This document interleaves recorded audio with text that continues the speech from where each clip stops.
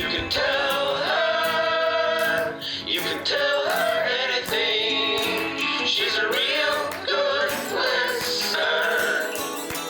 You can tell her anything. Yo, what's up? It's your girl, Father Longlegs. You know me, Daddy T. I'm so excited for this episode because it's bringing back the tradition of our Valentine's Day couples pod. This year we've got a Galentine's Day best friends pod with the co-host of What Are Friends For, Pallavi Sastry and Gabrielle Ruiz. What's up?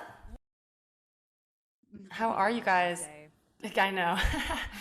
It's like, I feel like Galentine's has come around from being like annoying, weird, to then like cute again, to then now just like it has no meaning, like the number 69, you know? Yeah. But I actually have like a genuine question about is Galentine's Day like not very what am I trying to say? Yeah, is that not? Isn't it from like, is it from 30 Rock? Like, where did it originally come from? Maybe. Oh, I feel like it came from a sitcom. Like, I want to connect it to Tina Fey in my mind, so that's why I think it's from that. But maybe she just did an episode about it and it existed already. So I could be wrong. But when I think of it coming from a show, then I feel like maybe it's okay because it's like we all take a trope. But I would like to think gal is in the same terms of bruh. You know, like bruh to me is fluid and doesn't mean anyone's gender, at all. Yeah. Like, don't come at me, bruh, and so I feel like Galentine's Day is like, hey, gal, like, you're my gal, or you're my girlfriend, or, girlfriend is now a looser term, I would like to think, when it's just not, well, and like, Pallavi's my girlfriend, and it's not romantic, so I feel like even the word girlfriend has loosened without pressure. People say girlfriend a lot more, like, as your friends. I have not quite heard boyfriend that much, though. Like, me and my boyfriends are gonna go. I guess bros, but my bros. Bruh. That's like kind of along the lines of like adding female doctor, female comic, because it's like friends. I think a lot of guys just assume are other guys. Like, it's this weird like standard norm that's not a standard.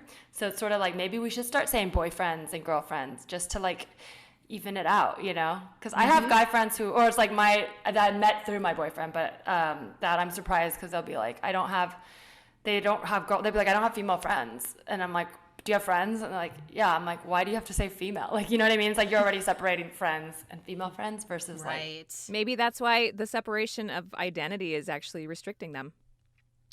Right. Oh. Well, but they're also automatically assuming a friend is male. Like, they didn't add male. But I think if they did, they would start being like, I only have male friends. And that would sound more different than I don't have female friends. Yeah. Right? That's true.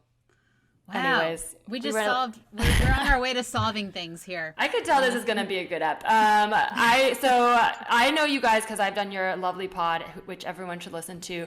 It's also on the Hoo Ha Ha Podcast Network. But for the listeners who haven't gotten to know you so much, I like to start with a good confession. And since there's two of you, that'd be fun to have you guys say something nice about each other. This isn't like the full confession. It's just a quick icebreaker. But, you can tell it to me and, or like me and your co-host, or just tell your co-host. But it's just something positive about each other.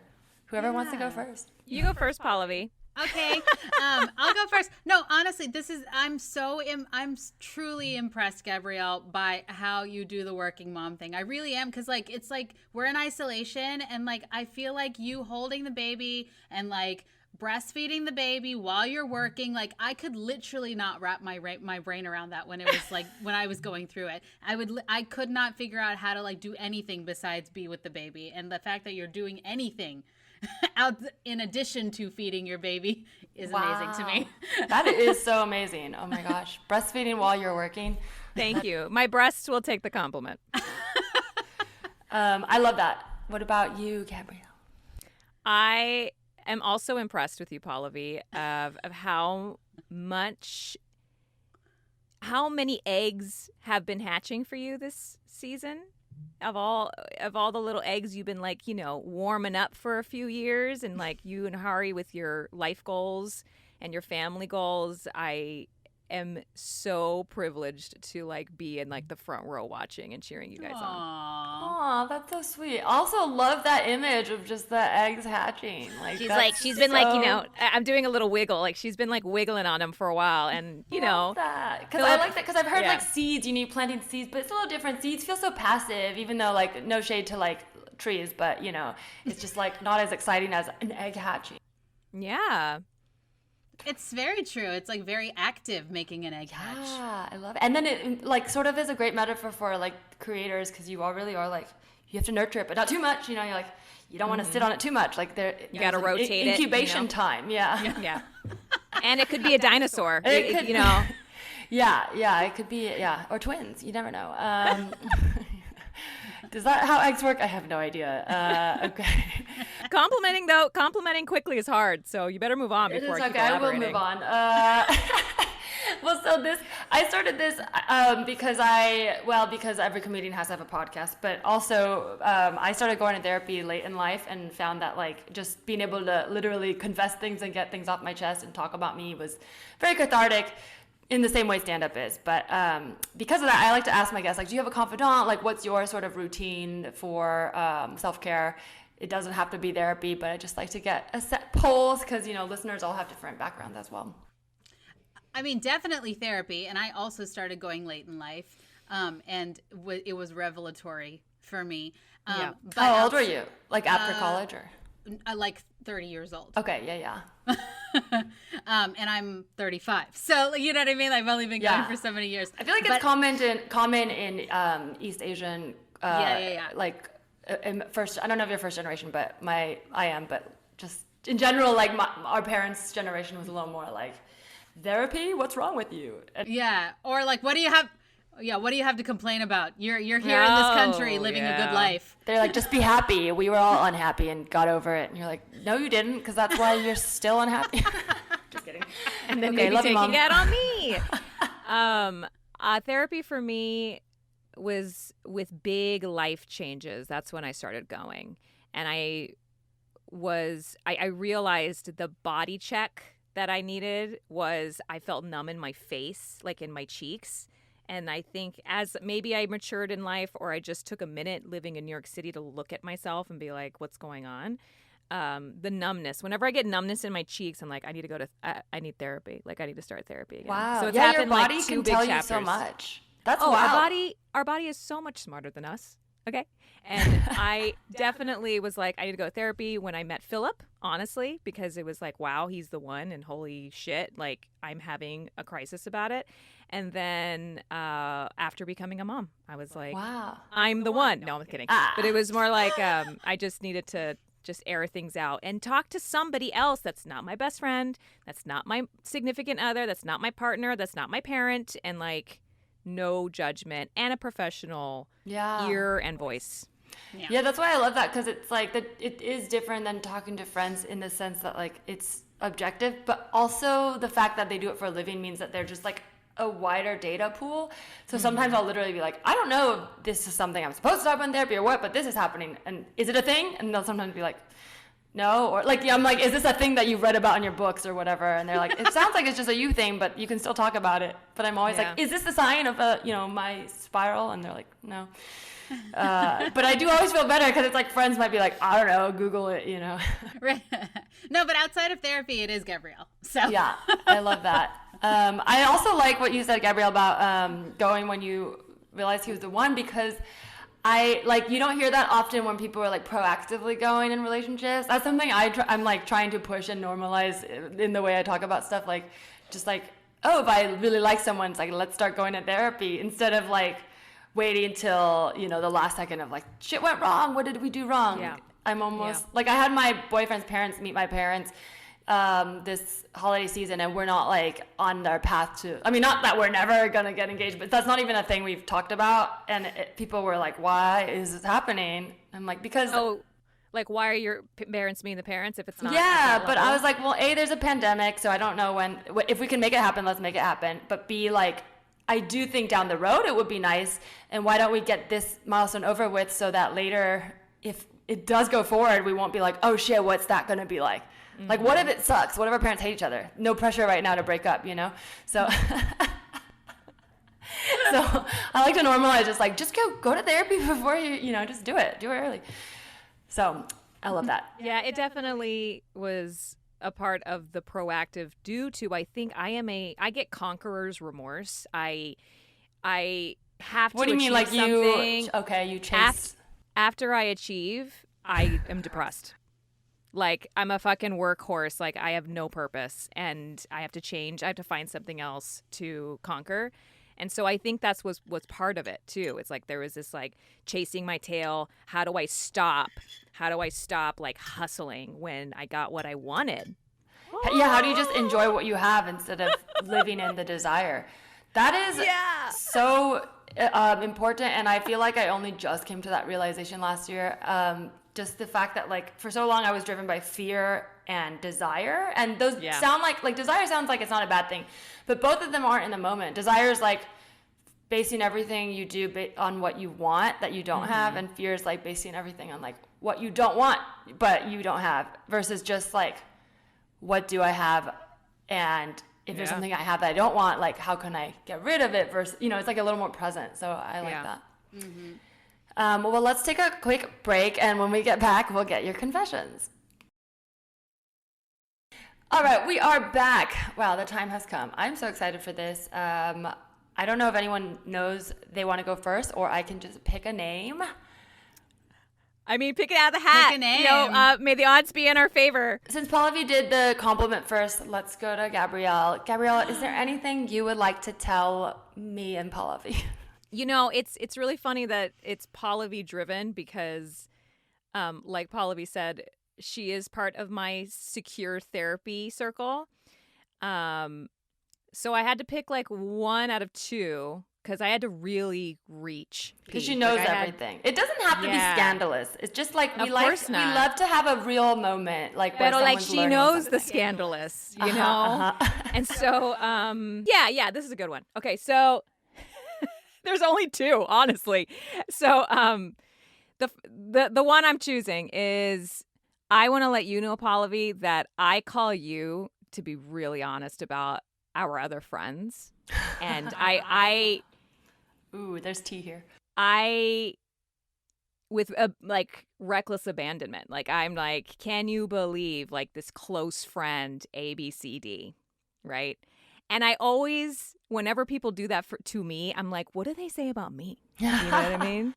Like, this is how she really is, or he is, or they are. Like, this is how they are. Like, they're really being honest. Like, so I wonder. So my confession is, I don't say shit about you, girl. Aww. I don't. Like, I think about it, and like the only person I would confess to. Wait a minute. We just glossed right back. She's like, here's my confession. I'm thinking shit that I won't say. Like, that should. What is the stuff? That should be the confession. No, I know what you mean, but I was thinking like, because I've thought about that before when I've confessed to Pallavi. Like, man, I wonder what she thinks, like what I say about her. And so I was like, do I like go to that friend or that friend ABC, close and far from the circles or tiers of friendship cake, right? Like which tier of priority or dynamic. And I think about it, and I'm like, the only person I would complain to about Pallavi would be Philip. So I asked my husband, I was like, do I complain about Pallavi? And he was like, what are you talking about? And I said, do I ever like confess to you? And he's like, no. Like, it was just so simple for him. And I was like, oh my God, I don't. So that's my confession. It's like, Aww. not that you're perfect, because I don't think anyone is. But no, I mean it. Well, that you truly like built a relationship of trust that you didn't have to think about. Like you kind of like built the boat before you, literally the friendship, before you knew what you were building. Like, because sometimes I understand, like sometimes you have that friendship when you're like in middle school where you know that like, oh, I can tell you secrets, but I have, like, if I betray your trust, then it's over. But you're like conscious of it. Whereas it sounds more like it's not that you went out of your way not to say anything, but looking back, you're like, oh. Like, that's what just happened naturally. We just built a really tight ship. I do think about often, like, thank you. That's really, that's wonderful. I think what I do think about with the two of us, though, is like, what will happen if like something does happen where we get upset with each other, you know? Like I truly am secure in that we will work through it. But like I just had to say, since we're on a confession show, like it's like, you know, I do think about that often, is like, you know, sometimes things happen and like, you know, we get into an argument or we have like a disagreement or like something happens where like, you know, you were put off by it or, you know what I mean? Like I do think we would work through it, but it hasn't necessarily happened in like a big blow up way yet. As well as like, I don't need to knock on fucking wood about it. Like it's just.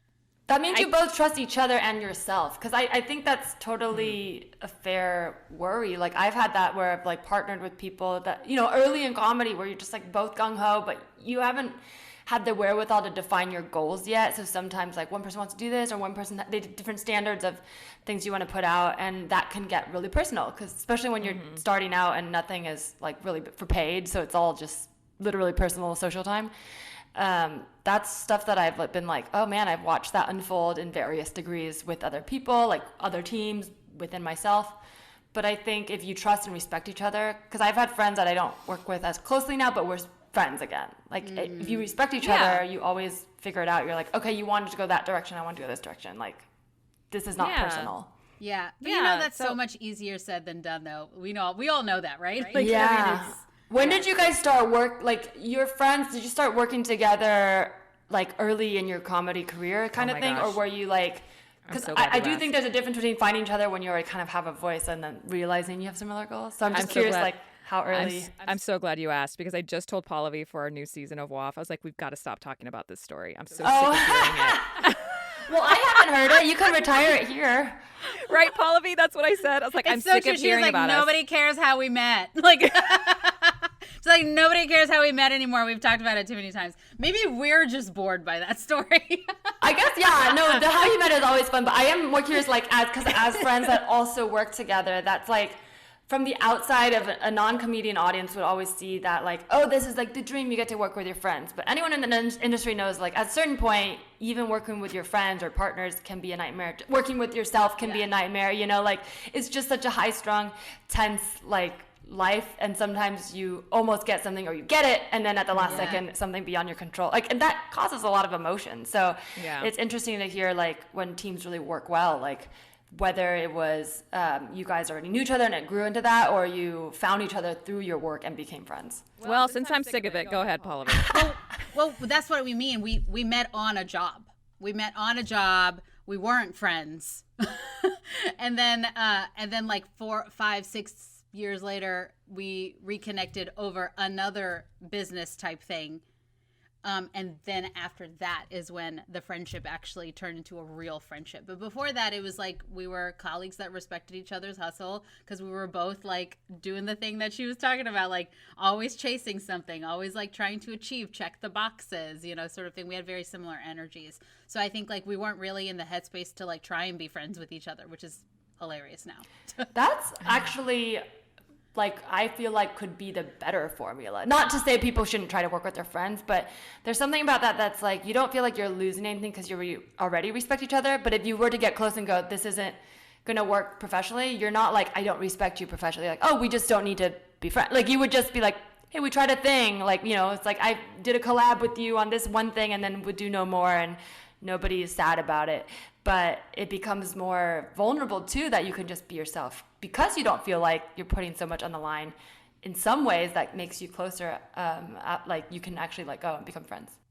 And I think we were ready. I think we reached our personal maturity, matched our professional maturity, and that's where we met at a professional level. That I feel for me and Pallavi in college, this was when we met, we were both pretty serious about whatever our career aspirations were at that time.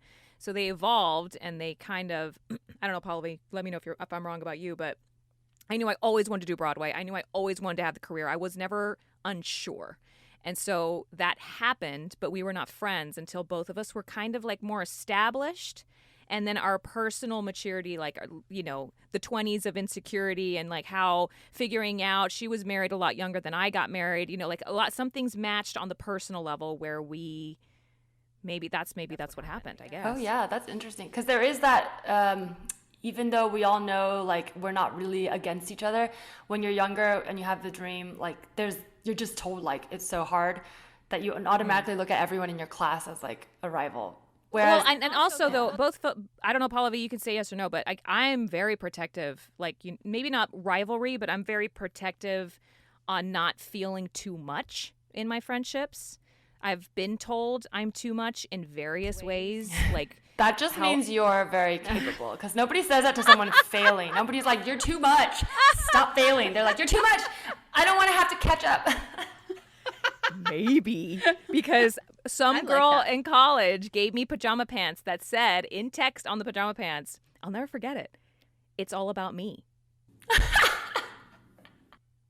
Like, what the fuck? And she was like, isn't that great? These reminded me of you. And I was like, yikes.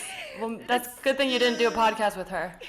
Well, I mean, I'm ambitious and I have goals and I have to sleep. Like, I'm tired. I could never do a Broadway show while swimming with the dolphins on my day off. Like, I just couldn't do it. So like my social like calendar was, barren. But I don't know where that was going. So yeah. Yeah. No, that's interesting, because like coming back to what you're talking about, like talking about friends, I think there's the fact that you didn't start as friends and grew even closer to that sort of best friend, like where you're like, I don't want to call it gossip, but you know what I mean? I think it's healthy to be able to talk about people, especially in an industry that is so connected to personal lives, where like you do end up getting messy situations where like, oh, so-and-so I'm working with is so-and-so's, like, you're going to have like exes and weird things, and that's just normal. That it is healthy to have a friend that's not just your therapist, because sometimes you want to be like, and then Christine said this, and then Shanna, you actually want them to know the history. But that can get so dangerous when it's like a big comedy community, because that shit just gets around. So I think having that kind of closed loop of like, I tell you the things and you hear them, and you know that I'm telling you a little more than I really would tell anyone. Like, so there's no judgment of like, oh, why are you being such a bitch? It's like, because we all feel these things, and some of us just keep it in. So if we all agree that we'll only tell each other, we can get it out, feel better, and know that deep down we're good people. Oh yeah.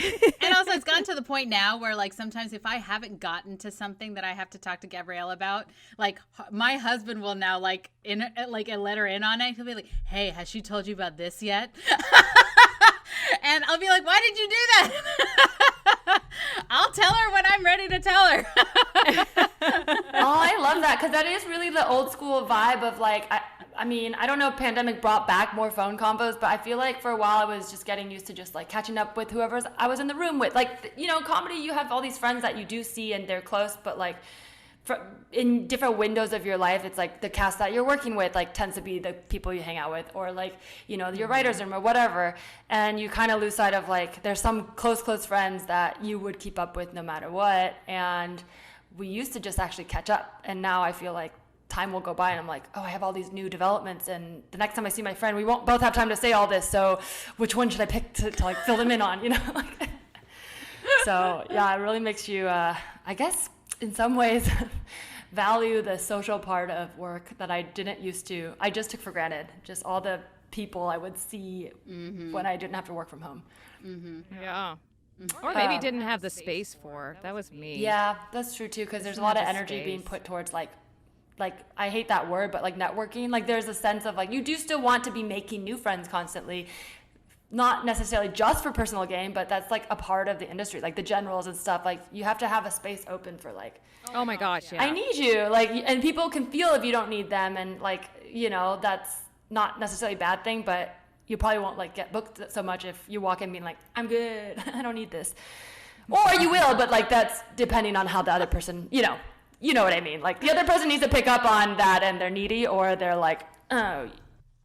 And then you know exactly what it is, and then you're completely proven wrong. So who the fuck knows? That is true. I am curious, Gabrielle, because I do sense, and I say this with love because I relate, but I sense a lot of the insecurity of like not wanting to be seen as the bad guy or like the bitch, because you're like saying like, I said this or this. What if she thinks I'm saying this? And I really relate to that, because I have those feelings sometimes where I won't talk shit about people that I just for the sake of talking shit, where some people I know like love just to gossip. But for me, it's like, I mean, I'm a Scorpio, so when shit is real or there's something worth complaining about, I will say it. I don't consider that talking shit. I just consider that telling the truth, but sometimes it hurts more. So I do often think like, oh no, I hope people don't think that, like I have to be very careful about like how I come off. But I also asked this because like you have played like the popular girl as well. So I'm curious, like, were you like, do you have like a history of being like the popular mean girl and then being seen that way? Or like, where does that come from? Of you like, no, I don't talk shit. Like, I'm not like this. Well, every time I was mad as a kid, my mom would be like, oh, that's just so cute when you get mad. And I feel like there's a lot of behavior adaptation, what's the word? Survival, like a lot of behavioral coping. Yeah, that I could never prove myself to be heard from that emotion. Yeah, and so I feel like it stems from that more. I mean, I was a Christian good girl, type A, talented cheerleader, like, was really focused for dance in college. So was I disliked? Probably, yeah, sure. But it wasn't because I was popular. So I think it's mostly stems from me not having the place in my very strong-minded sister and mom that I couldn't like. They thought I was adorable when I was mean, or not mean, or just mad. But not giving you, because there's a difference between like belittle, because it's like you can be cute, but also they can validate your anger by being like, it's okay, I got you're angry. Yeah, or I'm sorry you're angry. Yeah, I'm so sorry. Or it was not ever validated, I feel, or just like seen. And so maturing in my life and finding the friends that could hear me, that's Pallavi for sure. Oh, I love that. Yeah. Well, speaking of Pallavi, the time has come. Is there anything you would like to tell Oh, Gabrielle yeah. and me? I mean, it's like kind of tangentially related because to everything we just talked about. Because even though we did meet on the job and we actually did have a lot in common, I think the company that I kept at the time when we had just met, I did talk a lot of shit about you, actually.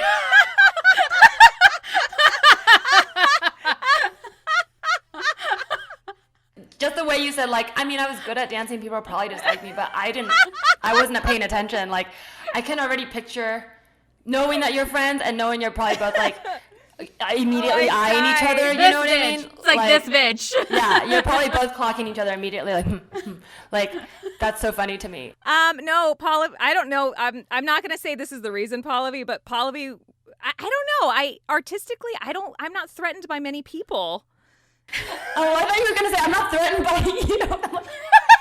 No, I don't find someone, like, if someone's not like me or someone is of a different kind of talent than me, I find that accepting. Like, oh, well, that's not me. Good for them. Pallavi, go on. What did you say? Yeah, so what happened? I think I just, I actually, like, even though I have been very clear about, like, I always follow through on things and, like, I'm a good student and I, like, check things off the boxes.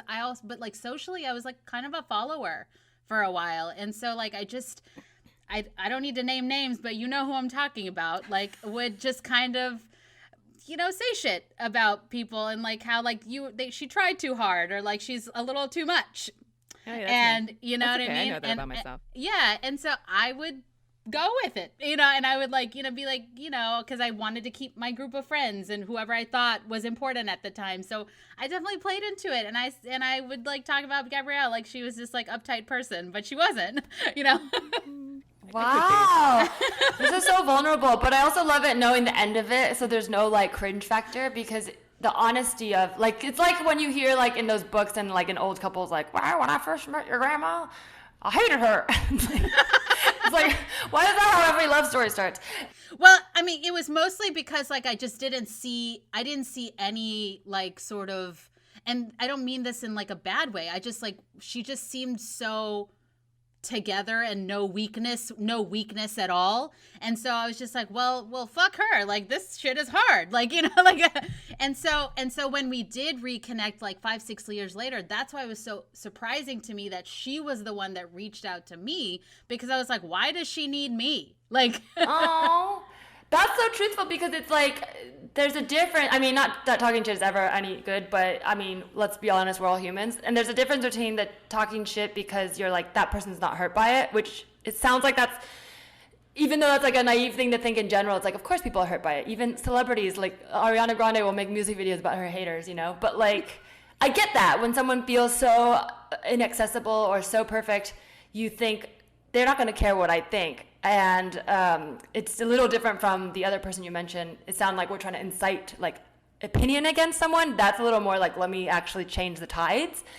And I think I personally would just excuse yours more as a like human thing versus like you didn't go out of your way to be like, I must take Gabrielle down. It was like, well, no, it was, I understand it, Pallavi. Mm-hmm. I have a lot of empathy for that and maybe sympathy for myself, because in my dance studio, I would stay after and work on my 32 fouettes, okay? And I would be made fun of for that to my face. And I remember thinking and being like, should I just not do it then? But I was like, no, but I love it. And so I remember in college from like the age of 19 to 22, when it's like a huge change in our life, I remember thinking that summer that we worked together, there were 2 moments in like rehearsal where I was like, either I am true to myself and I know this part and I'm an understudy, so I'm going to step up and do it. And I'll be like, I can do it. And I remember the room changing. Everybody just went, Gabrielle. I remember that. And I was like, but I'm good at it. And I was like, and also this is my job. And like, I took a lot of brave steps like that in college to just be true to myself and then not have tons of friends. And the thing is, when people realize that they can be on your side and root for you, all of that energy can be transmuted into their success, because you succeeding isn't taking away. And that's what happened in this friendship, you know, like you realize like that energy she's putting in only annoys people who don't want to like work for it, right? But once you go, oh, she's working for it, I don't have to change what I'm doing. But if I do, and I work with her, like we're working for each other. Like that's like extra energy. But who knows? I mean, there's a lot of parts of me when I was younger that I didn't know how to be friendly when I was working. So who knows? Yeah. And some of that's protective too, because you're talking about your mom and your sister, like you might not necessarily feel people would be friendly back. So it's a little easier to keep your guard up and just be good, which could be like, oh, they even if they don't like me, I'll still be in the play or whatever. Mm-hmm. And then you don't have to worry about like having friends, even though of course, like, I know you're not actively like having no friends, but it's that like sort of priorities. Like some people just pick not to do school and just have friends, or, you know, I was like grades over friends, you know? Yeah. It's so funny because like I've talked about this a lot of different scenarios, but like who I thought was my friends during that, you know, crucial time in our adulthood, you know, turning into adults, basically. It's like, I actually wasn't a very open person either. I just went along with stuff so that people wouldn't ask me a ton of questions. Interesting. So they almost like you they didn't necessarily get to see the true you the way you can show Gabrielle, but you were along for the ride, and in some ways you knew you had to hide that, right? Because like the more you see that the parts that didn't vibe with you, like them not quite being your people, but you want to feel safe in it because you don't want to be on the outside. Like the more you just you need to get through it too, right? Like in a way, I knew that was like a finite amount of time, and I needed to get out of there at some point. You know, it's school. You know, it's like you get out of there. You don't necessarily need to be friends with those people afterwards. You hope you will, but then like you change. And, you know, I ended up being right. The deep down in my heart, I was like, I don't think this is going to last forever. But, you know, I think it's just at the time, I think I just kind of just was a follower, just out to trying to get through it. Could you say one thing that you said? Yeah, say it. I really wish I could like pinpoint something. Oh, you know what? I think, okay, no. Were you there in the room when she did the understudy moment? Like, what was your thoughts? No, because I was not, I don't think I was an understudy in that show, so I don't think I saw that. But I think there was one time during one show, and I saw you like practicing a chorus line. Which was not the show. I was doing another show's dance. Choreography in the corner, and I was just like, what the fuck is she doing? Like, I was like, that's not the show we're doing. That's so funny. That's so funny. I know people like that in my circles that I'm like, what a fucking thriller. Like, just chill the fuck out. Like, we're not doing that. Focus, man. So, yeah. I love this because this story reminded me. Wait, hold on. Question, Pallavi. Was I doing it by myself or was I talking to somebody about it? No, I think you were just like doing it into the mirror in the back. Oh, God.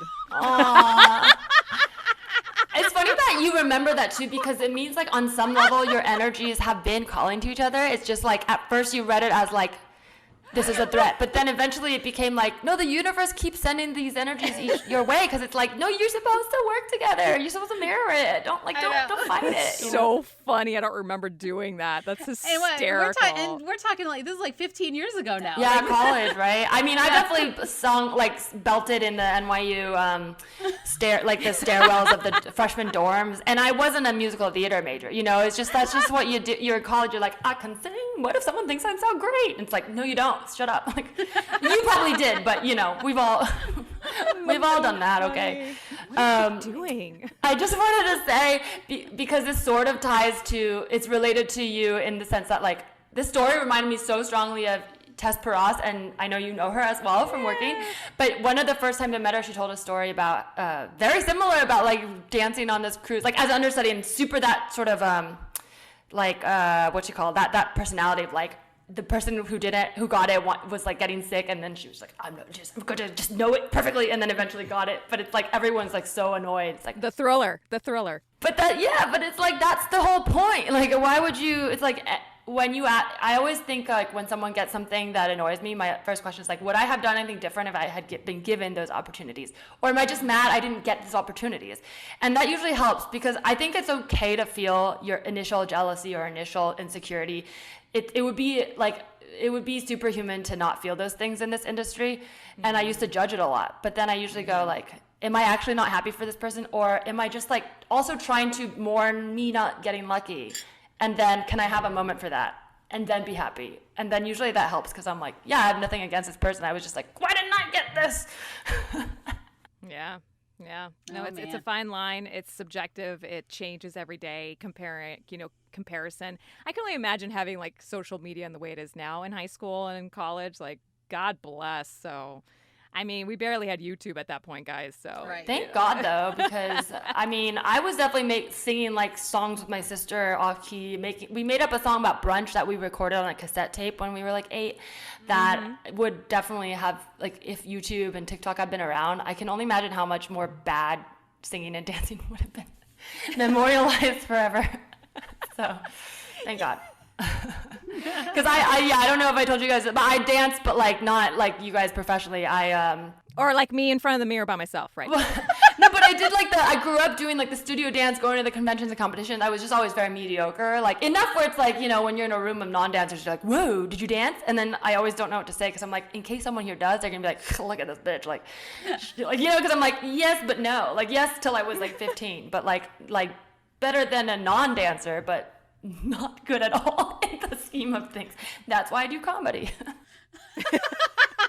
But I totally understand that feeling when it's like, oh, that person who always gets picked for selects and knows it, and versus the one who gets picked for selects and everyone likes. It's like because they're just good. Gosh. And it's like they both want it. Somebody's just better at being chill. It's fine to not be chill. Right. So I'm guessing, Pallavi, you would say you're the more chill one of the two. Oh. Or are you also very neurotic and nervous sometimes, but you just like show it in a different way? That's a good question, actually. I don't know. I mean, I feel like we both have our moments, yeah? Do you think I'm chill? Not that the way you asked that, no. I mean, I guess I've never asked. No, I've never asked. I mean, do you? I don't think I am. Whenever I come to you with an issue, because, you are that person for me too that you said earlier, like, we can talk to each other about all of our other friends. And so because I do that, I always do find that you have a very calm response to it. Even if you find it to be shocking, like, even when I came to you with an issue, like, when I was doing this film in the fall and like, it was like kind of a big issue for me and I was like really going through it. Even then I felt like you were definitely surprised and shocked by it, but you still responded in like this demeanor that was because you wanted me to receive what you were about to say, right? Instead of just like egging me on in my hysteria, right? It's almost like you leave space for each other to exist, which actually helps you validate your own feelings. Instead of always just mirroring and being like, you're totally right or you're totally wrong, you are like, oh, that's you. Well, here's me. And it's sometimes different, sometimes the same, which gives you more worth in the long run to know that it's always going to be like a second opinion you can take or leave and it won't affect how they view you. Right. It's like in those couple of moments, the couple of times I'm thinking of, it's like, oh, she's not telling me I'm wrong about how I'm feeling at all, but like I think she's I don't know. I feel like we both have our moments of like, when we need each other to be chill, I feel like we're pretty good about that. Oh, that's good, because I think you're the chill one. Definitely I like, the chill one. I really like that, like, because when you said, like, between you guys, like, all your friends know, you guys can talk about it. It's like, that's an ideal best friend situation, because I think once you're best friends and the best friends keep it within each other, nobody's like, you're talking shit. It's not talking shit when you're talking to your best friend anymore. It's like that thing where people are like, oh, I tell my partner everything. It's like, I guess that's fine. Like, yeah, whatever. They see you naked.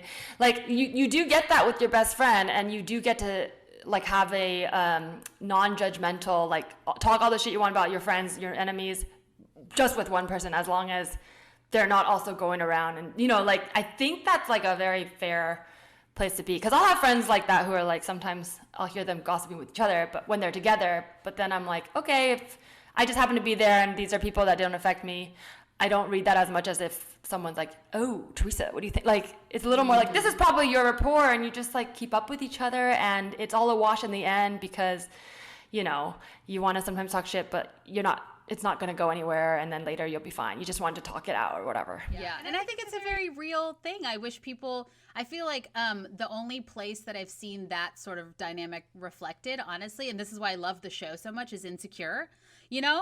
Yeah, because like Molly and Issa were a unit, and then I forget the other characters' names now. Yeah, Amanda Seales and Natasha Rothwell. I just forget their characters' names. But like they were a best friend unit, and they were all a foursome, and they loved each other, and they all went way back. But like they both still knew that like they each had. It was very cool to see. Yeah, and they respect it. And then what was cool was when they got in fight, right? Like, it was Kelly and when Molly and Issa got in a fight and weren't talking, like it's good to have that core group, because they still want to work it out. They just don't know how to yet. So they like went to Kelly or whatever to be like, what happened when you guys got in a fight? And I like that, because it feels like it's not betraying a trust when it's in the spirit of patching things up. But you do kind of need then at that point, like, well, you want someone to be like, you're wrong, girl. Like, if you are, but if not, then be like, hey, this is complicated. I don't have the answer, but I'm here for you. Which was more like nobody was right or wrong kind of thing, Mm-hmm. Yeah. I have a friend like that who's also a comedian. We did the Ariana Grande podcast together. I'm sure my listeners know, but Eli Olsberg. But there's times when like, because he's really good at drawing boundaries. He's an Aquarius, and we'll like clash on a lot of things, because I'm always just so emotional, and he's just like, no. But like sometimes he'll say something, and usually I'm like, we have so many different like tastes and preferences that if he likes something I don't, it doesn't affect me. But one time he was like complaining about a girl he was like just like matched with online, and was like just kind of like trying to, a little gossipy in a fun way, like, I don't like this. But then he was like, and she's goth. And I was like, okay, well, that's going too far. Like, you can't really be mad. Like, that's neither here nor there. If you liked her, you would have just left that one out. And he's like, true. Because I was like, what if I suddenly wanted to be goth? Like, would you stop being friends with me? But I'm like, I'm going to call you out on this one, because I don't think that's a automatic deal breaker. Like, could be, but well, now when I'm like super heated, that's what I'm gonna end with. And they're goth. And she's goth. Whatever. Oh my god, this has been so fun. I have a quick game to end on. Are you guys down? Yeah. Okay, this is for both of you, because you are a pair. I've been playing these I've been like altering the fuck, marry, kill with different prompts. So it's in the vein of that, but this is called break up, quad up, or swing. So it's they're best friend pairs / some of them are like best friend lovers. What does quad up mean? Quad up would be like you guys form a foursome, like the way like Issa and Molly, and so you either would you break them up, like you don't like them, which one? So I'm gonna name 3 pairs. Okay. Many layers. Don't think too much. Would you break which one would you want broken up? Which one do you want to link up? 4 of you become a monster best friend group, and which one do you want to swing with? Switch. See, like this. She just wants to get a good grade, Teresa. She wants to get a good grade on this test. She's like, what are the rules? Can I study? Can I have 15 minutes to study? You should have sent me the prompts before. No, this is putting you in your discomfort zone. Okay, you can do this. You had a baby. All right. Here's the first group, and you guys can discuss to get whatever you want to do. If you want separate answers, you want to agree. I think it'd be fun if you guys could agree, but also funny if you disagree. Okay, so these are the 3 pairs: Amy Poehler and Tina Fey, Martha Stewart and Snoop Dogg, or Blake Lively and Taylor Swift. So which one would you break up, quad up with, and swing with? Oh, didn't even know that Taylor Swift and Blake Lively were a thing. Yeah, so let's break them up. Yeah, they're close, but I'd probably break them up too. They're kind of annoying. I'm just kidding. Who was the first one? Amy Poehler and Tina Fey, and then Martha Stewart and Snoop Dogg. I would. I want them to hire me, so I think quad up with Amy Poehler and Tina Fey. Because Pallavi and I are so business-minded sometimes. Yeah. We're like, we should invite them over for dinner. Yeah. That would be a great group. I'd love to see that show. Tell them to produce the WAF sitcom, you know. And then See, swing. Pallavi, look at Pallavi's face. Did you see it? She was like, that's actually really Yeah, good. yeah. She's like, write it down. Write it I down. actually could do that. Where's your assistant? Taylor, write it down. She's already like loading the pitch deck in her head. So you'd swing with Martha Stewart and Snoop Dogg. That's fun. Nice. Okay, here's the next group. Some of these are couples because when I looked up best friends celebrities, they just give you like models and it's like that they're just in a photograph together. It's like this isn't really real. Amy Poehler, Chrissy Teigen and John Legend, Khloe Kardashian and Addison Rae, or Pete Davidson and Michael Che. Okay, I'm guessing that's a breakup. No. No. I would break up Kardashian and Addison. Okay. Rae. Yeah. Fair. Yeah, I have no tolerance. That's just a clout-only friendship. Yeah, totally. But it's also because like I'm following like Entertainment Weekly and Entertainment Tonight on Instagram, and I don't know why I haven't unfollowed because it's all about that, and I'm like, I don't care. I'm entertained that I don't care. That's how much I don't care. But maybe that's why I'm still following. Go ahead. I would totally quad up with Chrissy and John. Oh, that would be Yeah. fun. Okay. I'd like to go over it. That'd be fun. Could you imagine? Like that's like a compound of children and Yeah, houses. And they seem like family. fun. They do seem like they would be a fun, like, they would host, like, couple parties where, And then Yeah. Pallavi, your conversation starter was like, so we did that commercial together. ooh, okay, there you go. She'd be like, I remember, of course. my daughter and I were in a commercial with you. She'd be like, yes, of course, I was hoping we'd meet again. I love that. And then, you know, then you'd comedy swing with Pete and Michael, which would be cool because it's like you Yes. guys, they make great comedy, so. And then meet a Kardashian. Why not? Yeah, sure. Okay, here's the last one. So, which pair would you break up, quad up, or swing with? Zendaya and Tom Holland, Jack Harlow and Lil Nas X, or BTS and Halsey? Okay, you get a whole boy band in that one. Oh wow. Oh, wow. Totes quad up with the boy band. You said quad up with the boy band. Yes. Okay. My And TikTok Halsey. would finally work out. Halsey would be in there too, unless you want to swing. Yes. Then. Okay, yeah, Halsey would be in there. Oh, maybe swing. I don't know. Sorry, tell me the choices one more time. You're breaking them up like we don't bye-bye. That's like kill. No. The Quad up. three- people. Oh, Zendaya and Tom Holland. You know, Spider-Man, Jack Harlow and Lil Nas X. And then BTS, the boy band, and Halsey. Pallavi, do you know who the second group is? Because I don't. I do. Well, musicians. Lil Nas X is like, you know, the hottest thing in And music. Montero, Call Me By Yeah. Your Name. I'm not listening. I'm not following the Grammys. I'm sorry. That's- Here's the thing. I'm having a hard time with that one because I'm obsessed with Zendaya and Tom Holland. It'd be hard to break them up. Yeah, this one's tough. I didn't like think about it in that context. Like, I think Yeah. you'd have to break up Lil Nas X and Jack Harlow, right? Yeah, I think And so. they'd be fine without each other, so. Yeah. and I don't know who they are. But Zendaya and Tom Holland would probably be down a swing. I mean, spiders swing, so you know. Yeah. Spider-Man. I'd swing with them. That's hot. They'd keep us young. They so cute. And you can swing platonically, you know, as best friends. So don't worry, you know. I love that. Okay. Don't take that away from me, okay? Okay. Or sexually, whatever you guys want. Okay. Well, thank you so much for playing this game and being such good sports about these confessions. I loved how real and vulnerable these conversations were. Let the listeners know where they can find you, follow you, check out your new season, and all of that. Yeah, it's a WAF podcast, WAFF podcast on everywhere. Like WAFpodcast.com and all the socials and Hoo Ha Ha. Our season 5 will be coming out probably shortly after this episode, guys. Congrats on season 5. Reference for- Do you guys want to shout out your personal socials or keep it separate? No. Gabrielle Ruiz and Pallavi Sastry. You can find us on all the things. We're not very good at TikTok. I will tag you guys as well, and you can follow this podcast at Tell Me Anything Pod and follow me at Teresa Lee Bot on Instagram. Thank you guys so much. Thank you for listening to You Can Tell Me Anything. You Can Tell Me Anything is a comedic podcast created and produced by Teresa Lee on the Hoo Ha Ha Podcast Network. The Hoo Ha Ha team is Ashley McAtee, Audrey Povar, Maggie Wheat-Austin, Cardi Assad, and Stephanie Bignot. The theme song for this podcast was created by Cody Johnston. The outro music was written by Shipwrecked Sailor. And the Hoo Ha Ha app can be found in the Apple Store to stream your favorite comedy series and laugh out loud podcasts by the funniest women in comedy.